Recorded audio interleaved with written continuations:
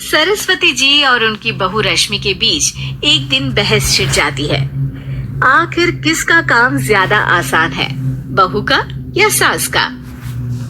माँ जी, सास को काम ही क्या है, आपके सारे काम उंगलियों पे तो हो जाते हैं। कुछ भी।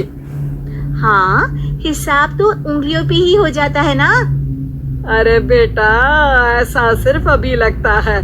जो मुझे करना पड़ता है ना, वो तुझे करना पड़े तो समझ आएगा कि असली काम का पहाड़ कैसा होता है।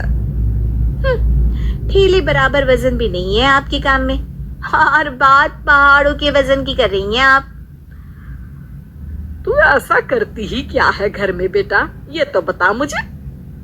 मैं थोड़ी ना कुछ करती हूँ, सब जादू से हो रहा है इस घर में। अरे एक दिन मेरा काम करोगी तो समझ आएगा। Okay okay, shut up. कल से मैं घर के काम करूंगी और तू मेरी जगह हर चीज का हिसाब रखना, ठीक है?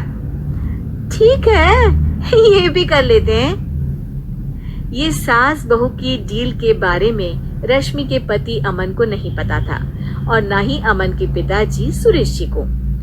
पर गेहूं के साथ साथ जैसे घुन भी पिस जाता है, ये दोनों भी पिसने वाले थे।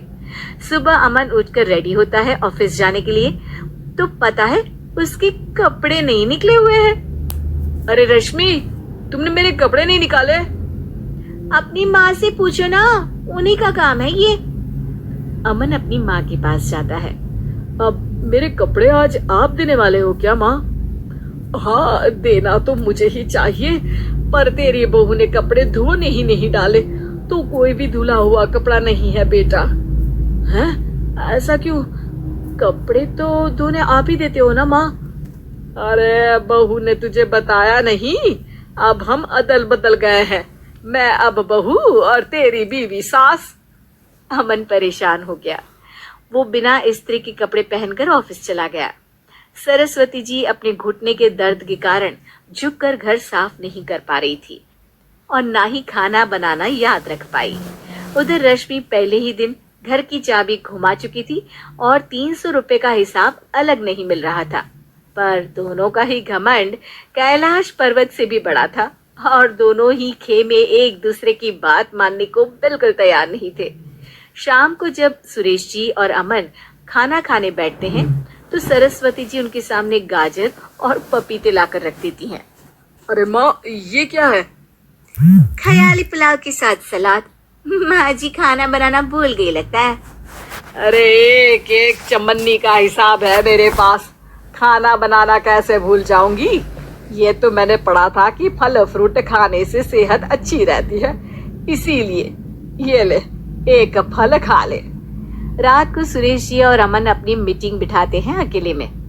बाबूजी, इनकी लड़ाई के कारण ना हमें ठीक से खाना मिल रहा है, उल्टा करके सारे काम रुक गए हैं। हाँ बेटा, 2 भैंसों की लड़ाई में बेचारे खेत के पौधों का भी नुकसान हो रहा है।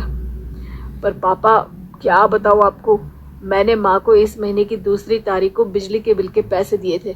आज बिल भरने के लिए मांगने गया तो पता चला कि रश्मि उन पैसों से गैस सिलेंडर ले आई।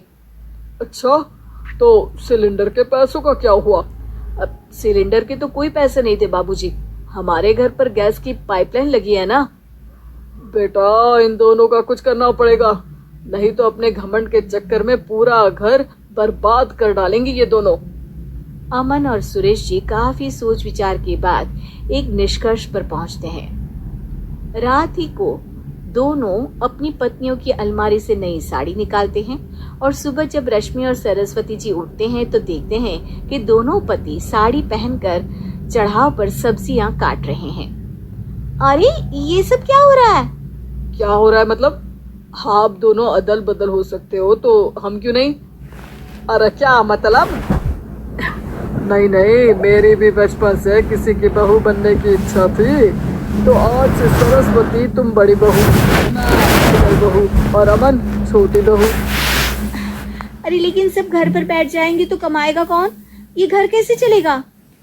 अब वो तो भैया या बाकी लोग जाने, अब हमने भी अदल बदल कर ही लिया है तो कुछ नहीं हो सकता। रश्मि और सरस्वती जी को समझ में आ जाता है कि उन दोनों की आपस की डील की वजह से इन दोनों को बहुत तकलीफ हो रही है और उनके ईगो ने दूसरों को कितनी यातनाएं दी है। असल में माँ जी आप सही थी, सास बनना बहुत मुश्किल है। अरे हाँ बेटा, और तू भी, मुझसे तो नहीं हो पाया सब घर के काम, वापस बदल ले क्या? हाँ हाँ बिल्कुल माँ जी, और अब आप दोनों भी बदल लीजिए। कोई आ गया तो आप दोनों को देखकर क्या सोचेगा?